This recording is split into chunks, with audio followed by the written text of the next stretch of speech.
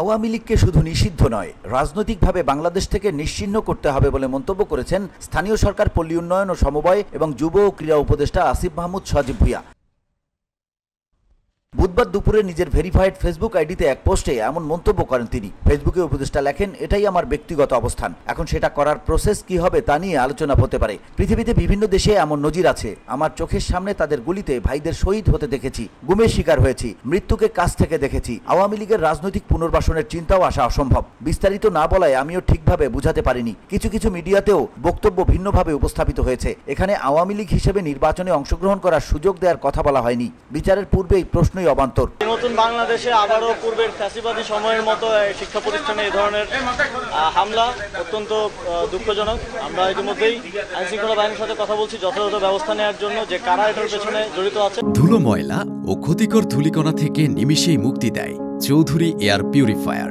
এর শক্তিশালী সাকশন ঘরের কোনায় কোনায় লুকিয়ে থাকা সকল ধুলা টেনে ফিল্টার করে এবং বের করে আনে নির্মল ও স্বাস্থ্যকর হাওয়া।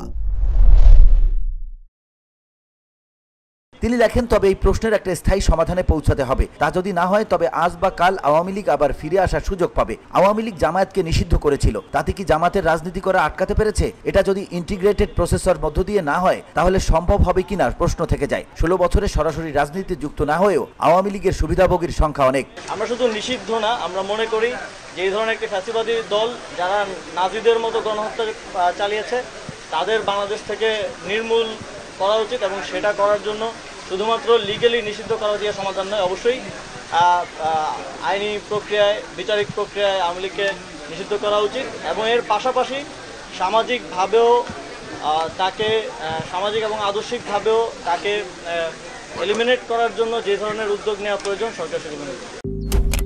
মালয়েশিয়ান প্রযুক্তিতে তৈরি অত্যাধুনিক cleaning machine modern vacuum cleaner যে কোনো ধরনের ধুলো ময়লাকে পরিষ্কার করে ঘরকে করে তুলুন চকচকে ও আকর্ষণীয়।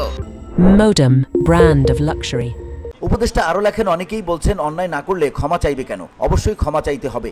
আওয়ামী লীগের সঙ্গে যে কোনো ফরম্যাটে জড়িত থাকার কারণে ফ্যাসিস্ট আনাবলার কিংবা সুবিধাভোগী হিসেবে ক্ষমা চাইতে হবে। এই প্রক্রিয়া সম্পন্ন করতে হবে স্বচ্ছ, উন্মুক্তভাবে এবং ধাপে ধাপে। নিষিদ্ধ করার মাধ্যমে লিগ্যালি এবং সোশ্যালি আওয়ামী লীগকে আদর্শিক ও রাজনৈতিকভাবে বাংলাদেশ থেকে নির্মূল করতে হবে।